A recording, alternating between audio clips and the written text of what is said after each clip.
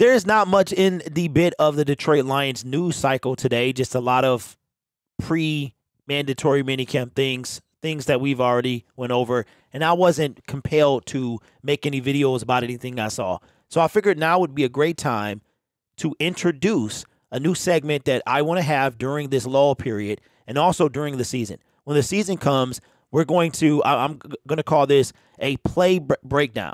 And I'm not breaking down film, cover 2, A gap, B gap, all that stuff. I'm just a regular fan who loves the game, who watches plays. And I'm going to break down a few of my favorite plays throughout the season. But what I'm going to do leading up to the start of the season, or at least training camp, is just some plays from last year that I liked that I'm going to go into.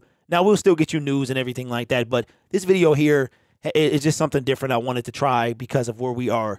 And I figured now is the best time as ever, seeing as how mandatory minicamp is going to start in a few days. So this video here is about Jared Goff. Now, one of the things that was a knock on Jared Goff that people like to say was that Jared Goff couldn't go through his reads.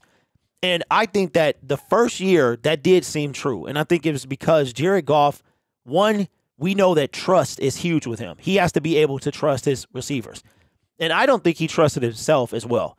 I think that being with the Detroit Lions, coming from LA, he didn't know he was traded until it was already done. What a bum move by the Rams, by the way. And I think all of that got to Jared Goff. And we saw Ross Tucker and others talk about how, and I don't understand how people can be so hard on Jared Goff and quote unquote say he ain't it when he took his team to the Super Bowl against arguably the greatest coach of our generation with the greatest quarterback of our generation, right? So I think that people are way too hard on Jared Goff. And here's something that I just wanted to, the play I've been watching for a while. And I remember when I saw this, I was like, I want to talk about this. So I signed up for NFL Plus, and I'm able to bring you, hopefully, these non-copyright claim videos. Without further ado, let's take a look at the play in question here, Jared Goff and the Detroit Lions. Now, this play here is, I forgot what down it is, but this is in the Green Bay game. Green Bay game, the first one, this is when the turnaround started for the Detroit Lions. And I don't know which play it was as far as goal to go, but the Detroit Lions are at the 4-yard line. And this, I want to play this play so you can take a look at it. So we're going to let it play.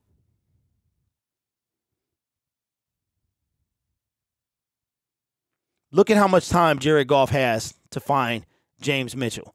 Now let's go back and run through this play. If anybody knows the software that I can use to be able to go back and forth like this with the tool, nobody wants to give that information out. Please let me know if you have any idea. All right. So first and foremost, this is one thing that Goff is much comfortable this year. He's much more comfortable in his second year.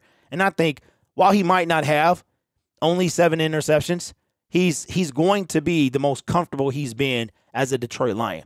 So here's the play here. Now, this is going to be a touchdown to James Mitchell. James Mitchell is lined up right here. Let me see if I can highlight this real quick.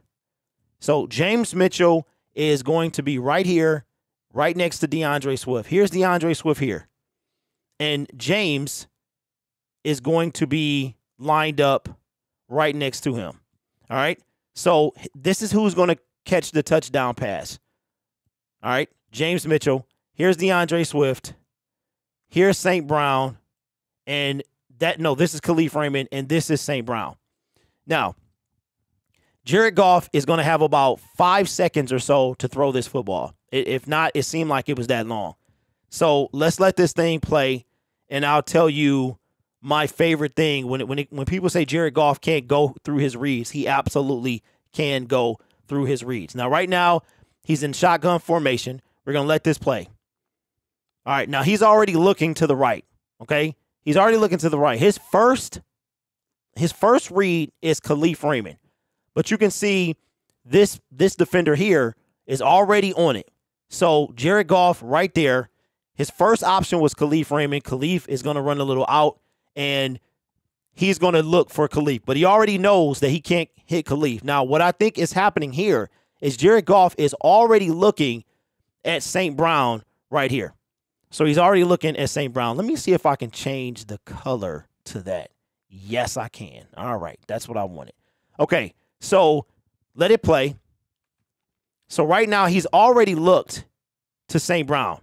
Just that fast. Let me see if I can rewind it real quick because he's already looked at St. Brown. All right. There we go. I have to keep switching back and forth between my cursor and the arrow. So he's looking at Khalif now. That's what I wanted. Red. He's looking at Khalif. So he's already looked at St. Brown, but St. Brown is already wrapped up. So now Jared Goff is going through the rest of his reads. Now here is DeAndre Swift here. This is Swift, and here's Mitchell. Right now, Mitchell is not open. Now, you can tell that the Green Bay Packers are in the zone coverage right now because none of their players are moving. None of these defenders here, right here, they're all sticking to one spot pretty much, one area. So here's DeAndre Swift, James Mitchell. Now, this is Zane Zylstra, I believe, right there. So we're going to let this play. So now Jared Goff is standing in there. To me, right now, he's looking in the direction of Swift and Mitchell. I want to say that Swift was an option, but Mitchell is the target, and that's Brock Wright too. Swift was an option, but this is the guy he's looking for. Now, he's going to let this play, and James is going to clear this defender here and wind up catching a touchdown right around this area. Watch it. Throws the dime to James. Now, what I like about James here, see, I have to keep switching between the cursor to go backwards, and that's why I need that tool. So he busted up. Jared Goff went through 3 to 4 reads as we let it play again. Read number 1, read number 2. He didn't even get to Brock Wright because he saw that they were in zone. Not moving. Swift might have caught it, but then he would have got tackled short of the goal line. And James just runs right past this defender here and scores a touchdown. So again, Jared Goff is perfectly fine, perfectly capable going through reads. Watch it one more time. 1 read, 2 read. Let the play develop and finds James Mitchell for a touchdown for the Detroit Lions. So when people say that Jared Goff cannot go through his reads, it really does bug me because he absolutely can.